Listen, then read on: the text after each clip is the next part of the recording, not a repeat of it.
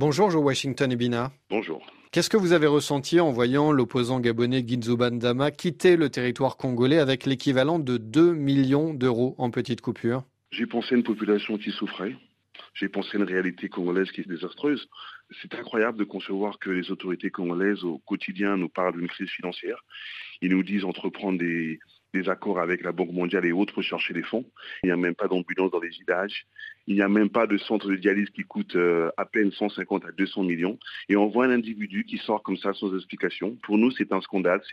Finalement, c'est une indifférence à la misère des Congolais. Mais qu'est-ce qui vous fait penser que Guidzo Bandama a pu toucher de cet argent des autorités congolaises? Cet argent est une somme très importante. Donc aujourd'hui, être capable de sortir autant d'argent et sans être inquiété, parce qu'il faut aussi avoir une certaine assurance de sortir avec autant d'argent avec des valises d'argent.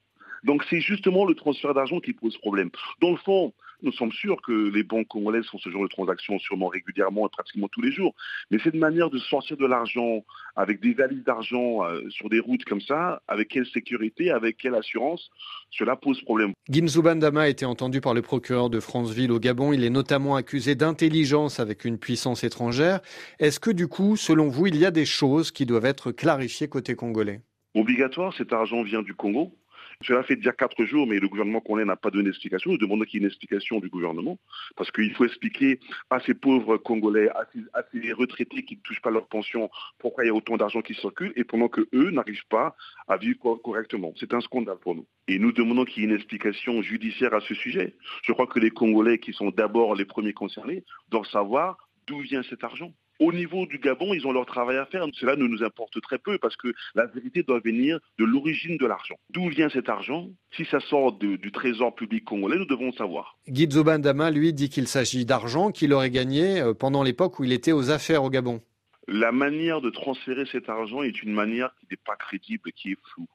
Pour nous, si cette justification doit être légale, elle doit donc passer par des institutions financières reconnues.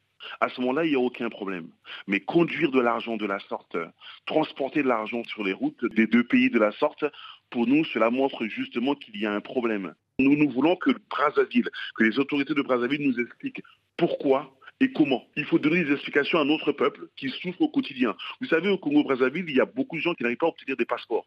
Simplement des cartons de passeport. Parce qu'on dit qu'il n'y a pas d'argent, parce qu'on dit qu'il n'y a pas des machines. Mais cet argent aurait pu servir à énormément de situations ici au Congo. Mais Joe Washington Ebina, qu'est-ce qui aurait pu pousser le président Sassou à financer un opposant gabonais? Quelles sont les relations entre les deux chefs d'État? Est-ce que le climat a changé depuis les liens familiaux qui étaient forts entre le président Sassou et Omar Bongo? Nous n'avons évidemment pas les informations, je crois qu'il faudrait lui demander.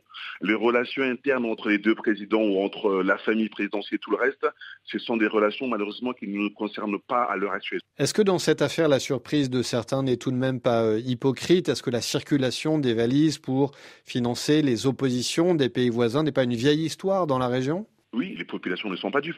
Tout le monde sait que c'est une vieille histoire. Il y a une fin à toute chose. Nous sommes heureux de constater qu'aujourd'hui, pour la première fois, il y a une visibilité sur un scandale. Les populations arrivent aujourd'hui à constater qu'il y a un jeu qui se fait, qu'il y a une réalité que nous ne voyons pas. Et je crois que c'est aujourd'hui une réalité qui est visible. Le président de la République est en fonction depuis plus de 40 ans. Donc imaginez ce genre de pratique qui existe depuis de longues années. C'est inadmissible, incompréhensible. Donc des explications doivent être fournies pour au moins apaiser et faire comprendre à tous ces étudiants congolais qui sont à Cuba, qui n'arrivent même pas à toucher ne fût-ce qu'un peu d'argent pour survivre. Le monde a beaucoup changé, les règles de transparence ne sont plus les mêmes. Joe Washington Ebina, merci.